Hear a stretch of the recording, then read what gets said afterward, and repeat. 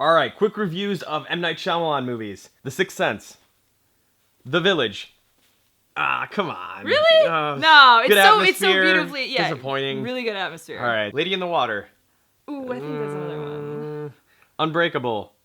I didn't see it, actually. Why am I judging it? I haven't seen it. Actually, it's kind of a cool movie. Is it? Signs. Yes. M. Night Shyamalan doing aliens. Really good. Yes. Like it a lot. The Visit. Really shocked at how much I liked this movie. Such a clever script. Oh my God. Is what I was really impressed with. Really clever script. Awesome foreshadowing. Every, moment in the movie is basically a foreshadow event leading up to something else. It's amazing. And it's, as the movie is progressing, you learn more about the characters that you think are just character development things, but they come back. And there's parts that are so relevant to the story and kind of what happens at the end. And I just love that about this movie. The script is extremely clever. So clever. Tons of symbolism. Yeah. I mean, just callbacks to little tiny details the characters talked about within their stories that just come back and you're just like, they literally hit you in the face. It's so good. Now, the main characters are these two kids, Becca and Tyler.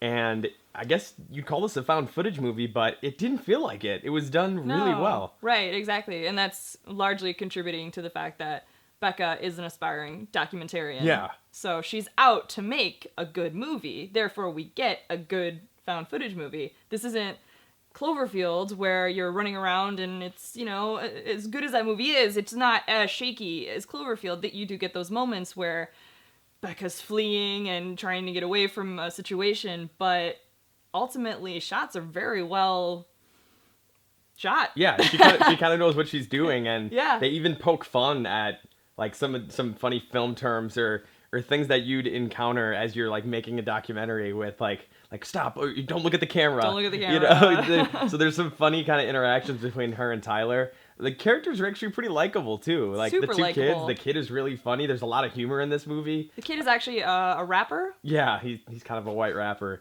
But the grandparents, so Nana and Pop Pop, as they're called in the movie, the woman that plays Nana is amazing in this film. Absolutely incredible performance. Amazing. She can be this sweet, delicate old lady, and then just be this creepy nut at night when the sun goes down. Her performance actually had me believing that they pulled just some random old woman off the street. Just when she's sitting in her chair, she has these eyes. She's not there, but she is there, but she's just off in some world, and it's totally believable. It's not just some, lady acting crazy. She made me believe she is crazy. Right. So also, the pacing of the movie. So a lot of the middle stuff you've probably seen in the trailer. There's more to it, once it's all played out as it goes along. But what really had me happy at the end was just how it ramped up to the last 15, 20 minutes. Yes. Things get pretty crazy and kind of messed up for an M. Night Shyamalan movie. He's more known of the suspense, but there's some intense things that happen in the last 20 minutes of this movie. So gross. Yep. So, just at one point my heart is beating out of my chest. There was a couple scares that just, oh my God, I couldn't handle anything at that moment. Right. And even what's really cool is this, with found footage movies, I love soundtracks in horror movies, and found footage movies don't usually get a soundtrack because it's just ambient noise. They managed to fit in kind of a soundtrack to this movie and poke fun at it because she lays down this kind of old classic style music, old 45 record type style vibe. Music for this documentary that she's making, and it juxtaposes so well with the tone of the movie. The line is this is going to be our ironic soundtrack for the film. And that's a perfect description for the movie. So great. Everything that kind of happens is pretty ironic. I mean, they go to visit their grandparents, and Becca wants to make this sweet documentary to start her career, but things just end up going to hell. And she ends up probably getting a really amazing documentary. I bet you're going to see this at Sundance. That's so ironic and tongue-in-cheek, and I just love it. So nice job, M. Night Shyamalan, coming back to horror.